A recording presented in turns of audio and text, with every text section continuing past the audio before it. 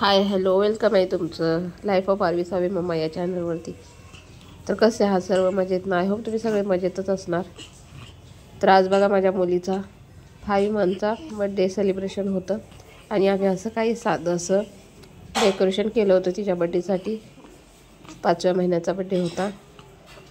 तर बघा कसं वाटलं डेकोरेशन सांगा. खूप साधंसुद्धा असं डेकोरेशन केलं होतं कारण ती रडत होती, त्यामुळे जास्त काही करता आलेलं नाही. असं साधं डेकोरेशन केलं तरी पण छान झालं. तर आज इथे मला मिळालेलं आहे थोडंसं छोटंसं असं गिफ्ट.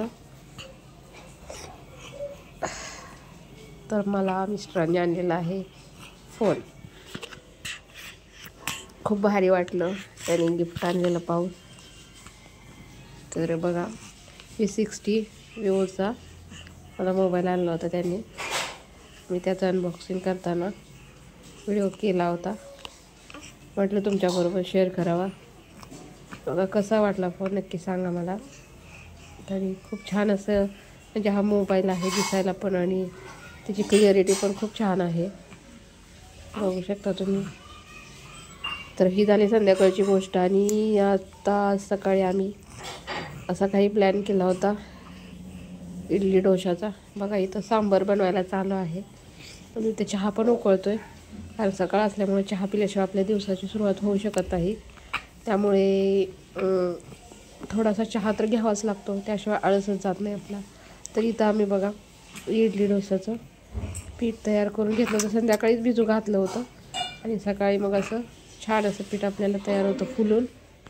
त्याचे डोसे पण छान होतात आणि इडल्या पण मस्त होतात. बघा छान असं घट्टसर असं आपलं इथं पीठ तयार आहे. खूप छान लागतात डोसे. घरचे डोसे आपण केलेले खूप छान लागतात बाहेरच्यापेक्षा. आणि हे जर बटरमध्ये जर केलं डोसं तर तुम्ही अतिशय भारी लागतात. असं खायला पण असं खमंग खमंग लागतात, खूप छान आणि टेस्टी. आणि चहाबरोबर तर काय सांगूच नका. चहाबरोबर तर डोसा म्हणजे एकच नंबर.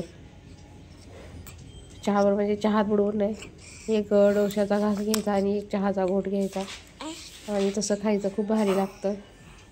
ट्राय करून बघा एकदा तुम्ही पण. इथे थोडं पाणी शिंपडलेलं होतं म्हणून ते पाणी जास्तच झालं, म्हणून रिटर्न मी ते थोडं सुकू दिलं आणि मग त्याच्यावरती तेल शिंपडलं.